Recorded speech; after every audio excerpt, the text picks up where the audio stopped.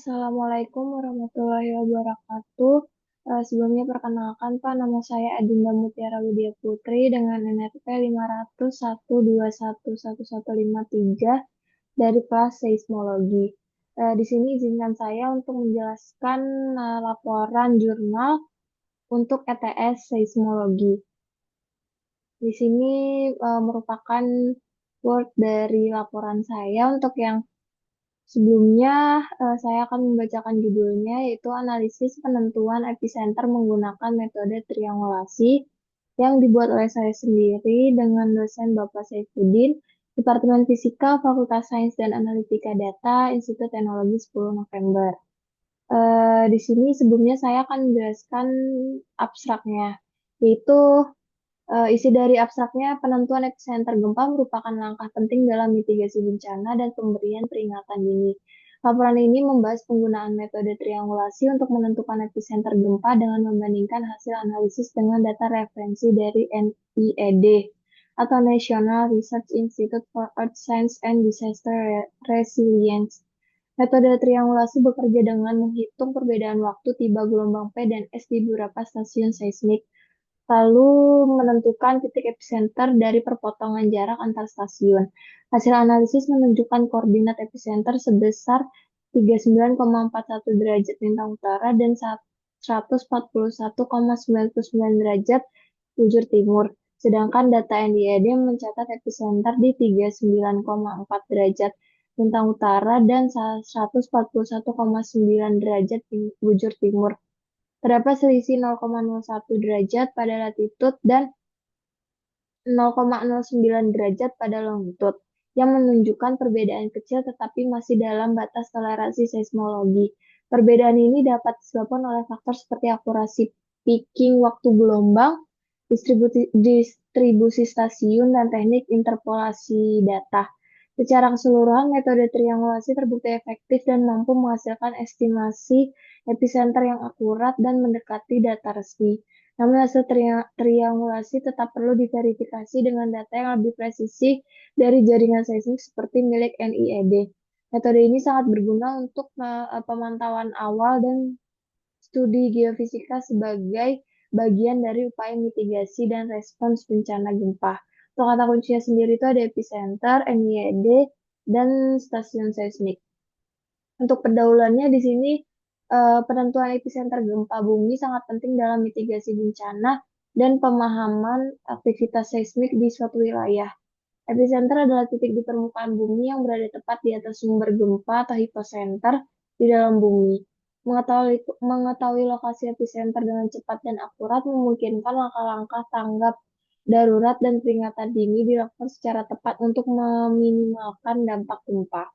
Metode triangulasi merupakan salah satu metode dasar yang digunakan dalam penentuan epicenter. Metode ini memanfaatkan perbedaan waktu tiba gelombang primer dan sekunder yang direkam oleh beberapa stasiun seismik. Setiap stasiun akan menghasilkan lingkaran dengan radius berdasarkan perbedaan waktu tersebut, dan titik perpotongan dari 3 atau lebih lingkaran ini akan menentukan lokasi epicenter. Dengan penerapan metode triangulasi, hasil penentuan epicenter menjadi lebih akurat, terutama jika stasiun seismik tersebar luas dan datanya konsisten. Penentuan epicenter gempa sangat penting untuk mitigasi bencana dan penelitian seismik. Dengan mengetahui lokasi epicenter, pihak berwenang dapat memberikan peringatan dini dan menyiapkan evakuasi guna meminimalkan korban jiwa dan kerugian. Selain itu, data epicenter membantu memprediksi gempa susulan serta memetakan wilayah rawan gempa untuk perencanaan infrastruktur tahan gempa. Penelitian ilmiah juga memanfaatkan penentuan epicenter untuk memahami pola aktivitas seismik, struktur geologi, dan dinamika lempeng tektonik. Informasi ini sangat berguna bagi desain bangunan tahan gempa dan upaya mengurangi dampak gempa di masa depan.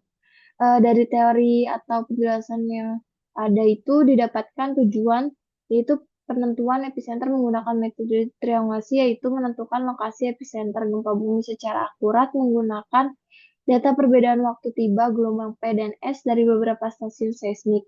Memverifikasi keakuratan metode triangulasi dalam pemetaan lokasi epicenter dibandingkan dengan metode lain, seperti pemodelan geofisika.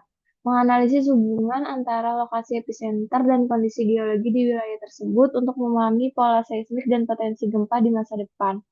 Mendukung perencanaan mitigasi bencana dengan menyediakan informasi yang tepat waktu dan akurat bagi otoritas terkait dalam rangka peringatan dini dan penanganan dampak gempa, dan memberikan referensi teknis bagi peneliti dan praktisi seismologi dalam penggunaan metode triangulasi dalam studi lanjutan dan pengembangan sistem deteksi dini.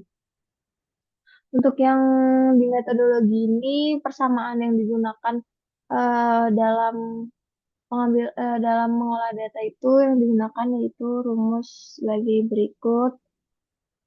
R sama dengan TS kurang TP per 1 per VS dikurang 1 per VP.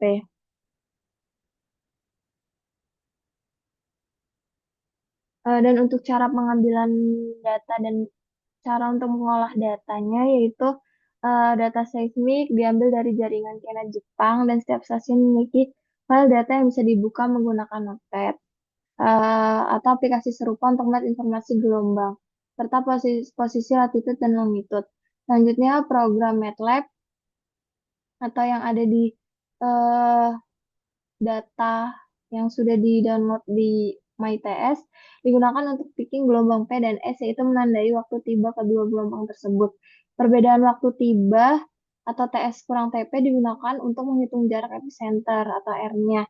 Setiap hasil dicatat dalam tabel berisi nama stasiun, koordinat, perbedaan waktu, dan jarak ke epicenter. Data gelombang dari tiap stasiun kemudian diproses untuk menghasilkan plot EW, NS, dan UD.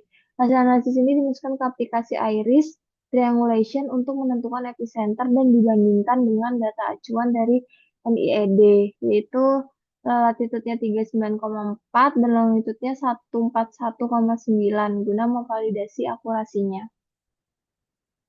Lalu yang ketiga ini ada data dan analisis. Untuk yang pertama itu memasukkan tabel dari stasiun seismik.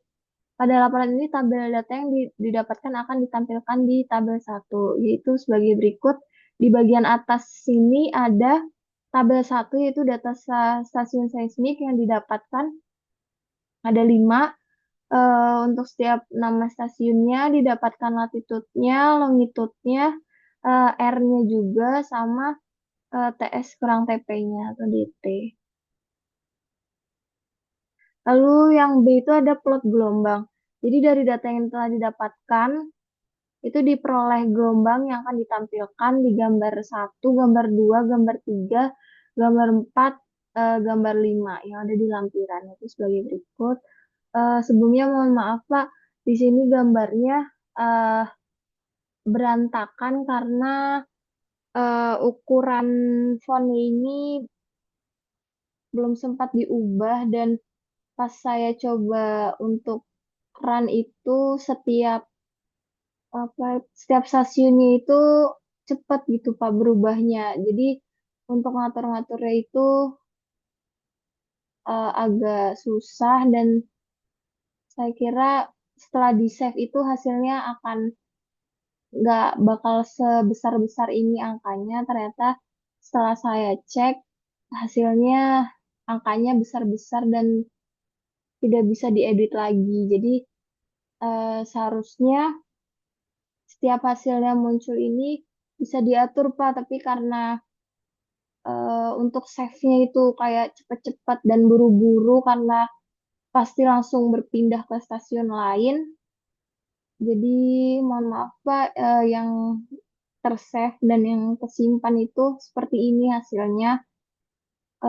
Dan sedikit susah untuk dibaca karena angkanya terlalu besar di sini. Tapi di sini untuk setiap stasiunnya lengkap Pak dari eh, plot gelombang IWT 024, yang ini IWT 025, lalu di sini MYG 001, di sebelah sini ada MYG 002, dan yang terakhir ada MYG 003. Jadi di sini merupakan plot dari gelombang, plot gelombang. Lalu selanjutnya itu ada data IRIS. Jadi data yang sudah didapatkan yaitu berupa epicenter Menggunakan aplikasi Iris dan dibandingkan dengan data NIED, didapatkan gambar yang terdapat di gambar 6 dan gambar 7 yang ada di lampiran. Jadi di sini perbandingan untuk yang pertama ini hasil penentuan epicenter aplikasi Iris. Lalu untuk yang kedua di gambar 7 ini hasil penentuan epicenter aplikasi Iris dengan data dari NIED. Lalu untuk selanjutnya ada di bab 4 yaitu hasil dan diskusi. Jadi untuk epicenter NID atau data acuannya itu dengan latitude 39,4 dan longitude 141,9. Data ini merupakan titik epicenter resmi dari NIED yang diperoleh melalui jaringan pemantauan seismik nasional menggunakan peralatan dan metode presisi tinggi. Hasil ini dianggap sebagai referensi acuan untuk validasi analisis manual.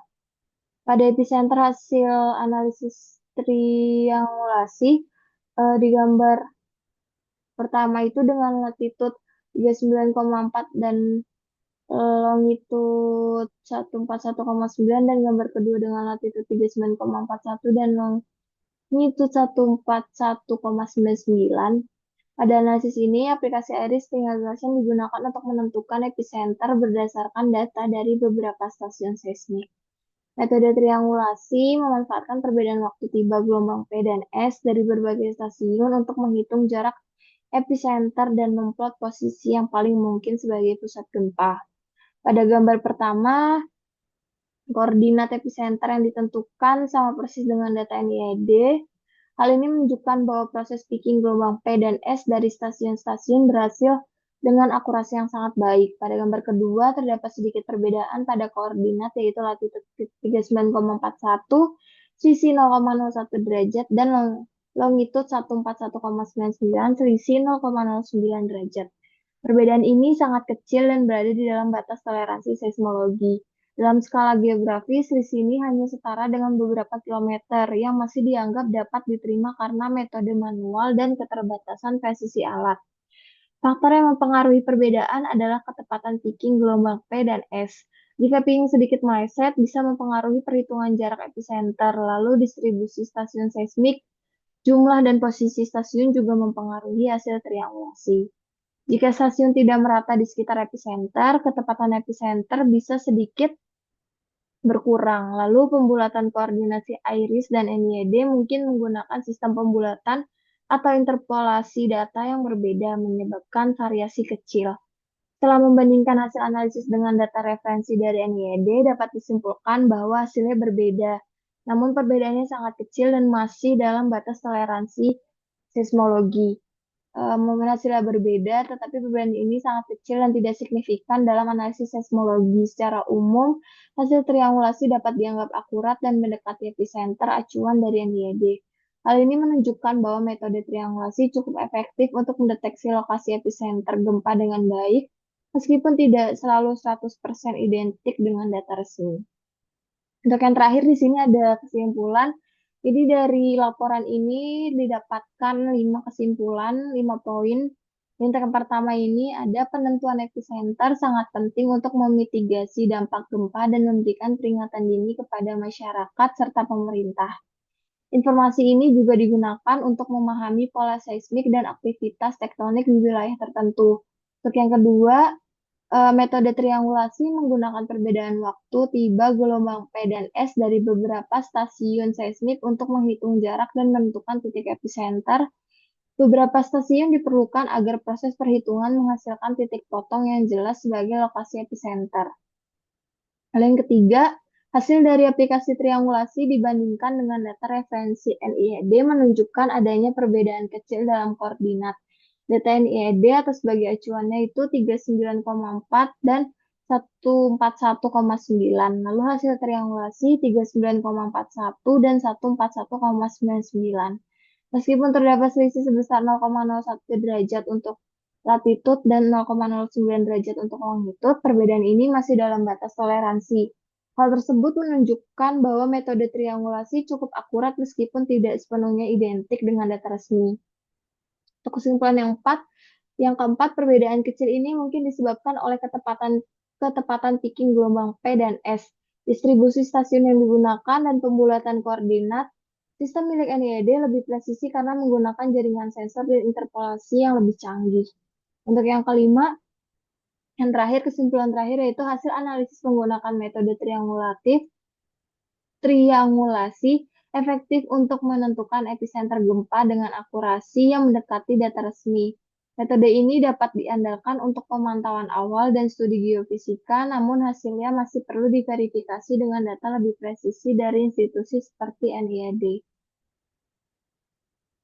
Untuk daftar pustaka atau referensinya ada sebagai berikut, ada dua referensi.